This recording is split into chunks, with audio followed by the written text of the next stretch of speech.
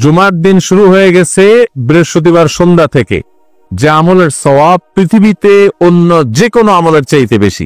এত বেশি সওয়াব, এত বেশি বিনিময় আল্লাহ তাআলা অন্য কোনো আমলে দিবেন না, শুক্রবার একটা আমল করলে দিবেন। সেটা বলবো, প্রতি কদমের বিনিময়ে, এক এক কদমের বিনিময়ে 1 বছর নফল রোজা রাখলে এবং তাহাজ্জুদ পড়লে যে পরিমাণ সওয়াব পাইতে সে পরিমাণ সওয়াব পাওয়া যাবে।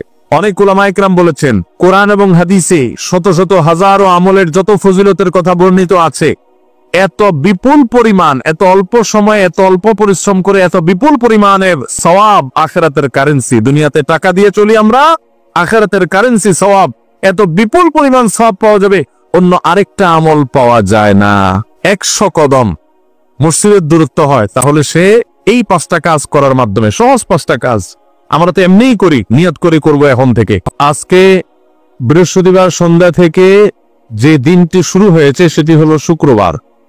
চন্দ্র মাসের হিসেব অনুযায়ী দিন শুরু হয় সন্ধ্যা থেকে, সূর্য ডুবার সাথে সাথে। তো সেই হিসেবে জুমার দিন শুরু হয়ে গেছে বৃহস্পতিবার সন্ধ্যা থেকে।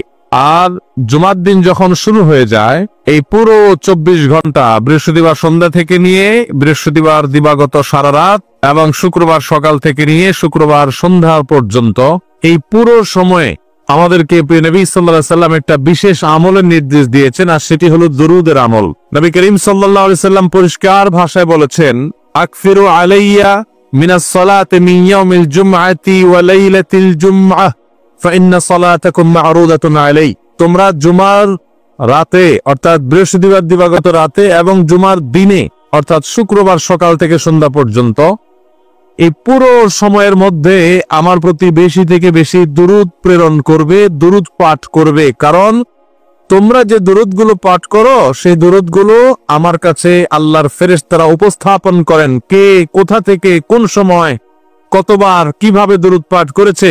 আল্লাহর হাবিব সাল্লাল্লাহু আলাইহি সাল্লামের কাছে বিশেষ নিযুক্ত ফেরেশতা আছেন, তারা এগুলোকে কালেক্ট করে আল্লাহর হাবিবকে জানান যে আপনার অমুক উম্মত পৃথিবীর অমুক প্রান্ত থেকে, অমুকের ছেলে, অমুকের মেয়ে অমুক, সে আপনার প্রতি দুরূদ প্রেরণ করেছে। এটা নবীজি সাল্লাল্লাহু আলাইহি সাল্লামের সামনে উপস্থাপন করা হয়। এবং যে ব্যক্তি নবীর প্রতি দুরূদ প্রেরণ করে, একবার যদি নবীর জন্য দুরূদ প্রেরণ করে, দুরূদ পাঠ করে, তাহলে আল্লাহ তাআলা ওই পাঠকারী ব্যক্তির উপর 10 বার রহমত নাজিল করেন। এই জন্য ভাইরা আমার, শুক্রবার যখনই আসবে, অন্যান্য দিন তো বটেই, তবে শুক্রবারটা হলো দুরূদ পাঠের শ্রেষ্ঠ সিজন, সবচেয়ে বড় মৌসুম, গুরুত্বপূর্ণ দুরূদের জন্য আদর্শ সময় হলো এই শুক্রবারের দিনটা। চলতে ফিরতে উঠতে বসতে আমরা আমাদের মুখে দুরূদের আমলটা চালু রাখবো। এবং দুরূদ পাঠ করার জন্য ওযু করাও জরুরি না, বিনা ওযুতেও যদি আপনি দুরূদ পাঠ করেন তবুও দুরূদ পাঠ করার সওয়াব পাওয়া যাবে, তবে ওযু অবস্থায় করতে পারলে তো আরো ভালো। এই দুরূদের আমলটা এটা এত গুরুত্বপূর্ণ যে নবী করিম সাল্লাল্লাহু আলাইহি সাল্লাম এক হাদিসে বলেছেন, কেউ যদি দুরূদ শরীফ পাঠ করে, তাহলে সে ব্যক্তির সকল পেরেশানি, সকল টেনশন, সকল দুশ্চিন্তা, বিপদ আপদ সবগুলো থেকে মুক্তির জন্য এই দুরূদের আমলটাই যথেষ্ট হয়ে যাবে ইনশাআল্লাহ। এই জন্য যে কোনো পেরেশানিতেও দুরূদ পাঠ, এটা অত্যন্ত গুরুত্বপূর্ণ একটা আমল।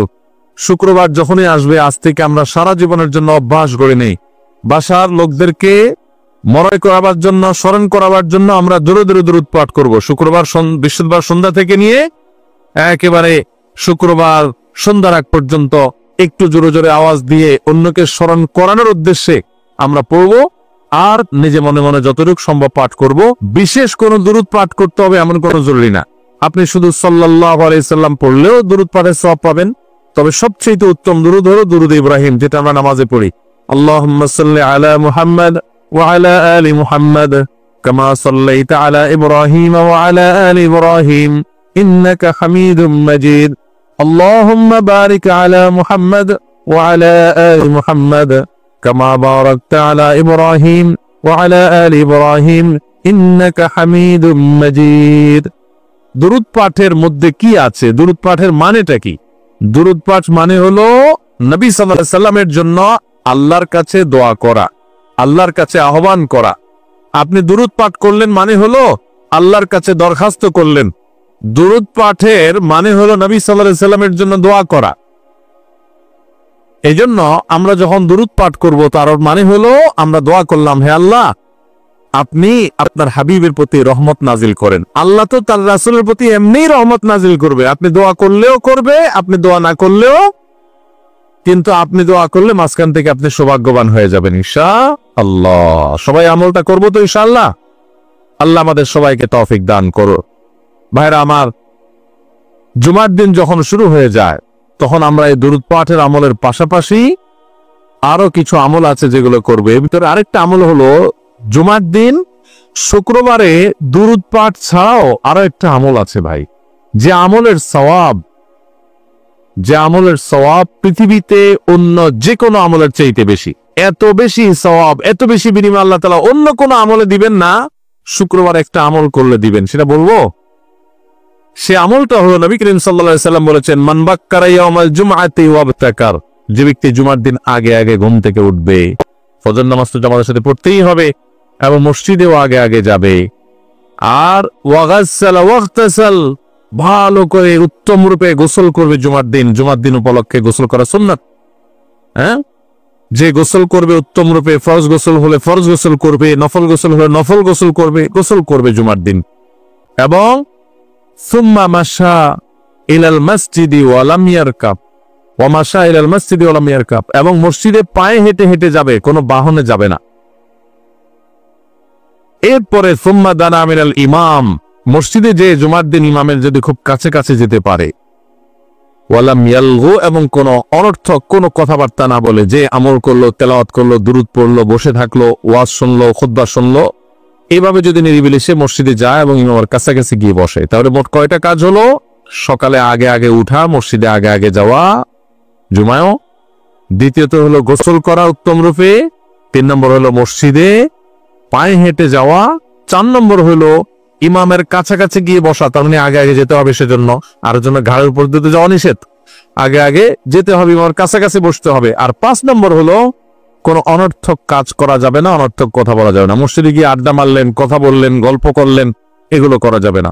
এসব বাদ দিয়ে যদি আপনি মনোযোগের সাথে খুতবা শ্রবণ করেন, এই 5টা কাজ যদি করেন, আবারও বলছি, আগে আগে উঠা, গোসল করা উত্তম রূপে, এবং মসজিদে পায়ে হেঁটে যাওয়া, ইমামের কাছাকাছি গিয়ে বসা অর্থাৎ জুমায়ও আগে আগে যাওয়া, আর এই মসজিদে গিয়ে কোনো অনর্থক কথা কাজ না করা, এই 5টা কাজ যদি কেউ করতে পারে, খুব সহজ 5টা কাজ, এটা যদি কেউ করতে পারে, নবী করিম সাল্লাল্লাহু আলাইহি সাল্লাম বলেছেন, ওই ব্যক্তিকে, এই যে মসজিদে বাসা থেকে ঘর থেকে হেঁটে গেল, প্রতিটা কদম, যতগুলো স্টেপ সে নিবে, যতগুলো কদম সে ফেলবে, এই প্রতি কদমের বিনিময়ে, এক এক কদমের বিনিময়ে 1 বছর নফল রোজা রাখলে এবং তাহাজ্জুদ পড়লে যে পরিমাণ সওয়াব পাইতো সে পরিমাণ সওয়াব পাওয়া যাবে।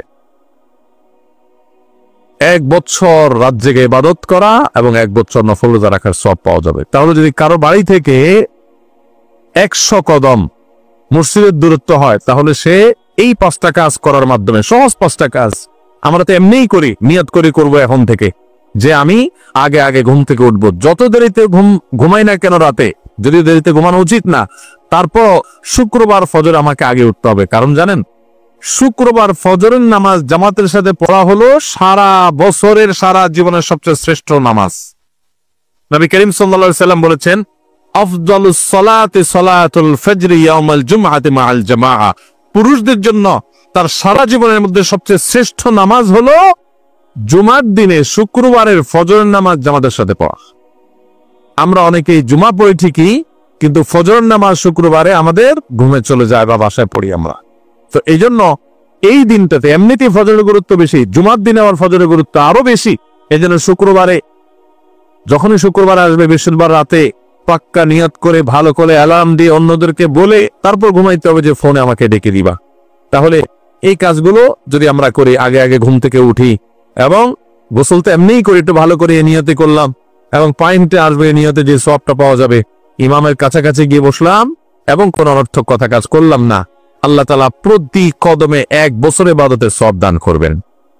অনেক উলামা ইকরাম বলেছেন, কোরআন এবং হাদিসে শত শত হাজারো আমলের যত ফজিলতের কথা বর্ণিত আছে, এত বিপুল পরিমাণ, এত অল্প সময়ে, এত অল্প পরিশ্রম করে এত বিপুল পরিমাণের সওয়াব, আখিরাতের কারেন্সি, দুনিয়াতে টাকা দিয়ে চলি আমরা, আখিরাতের কারেন্সি সওয়াব, এত বিপুল পরিমাণ সওয়াব পাওয়া যাবে, অন্য আরেকটা আমল পাওয়া যায় না।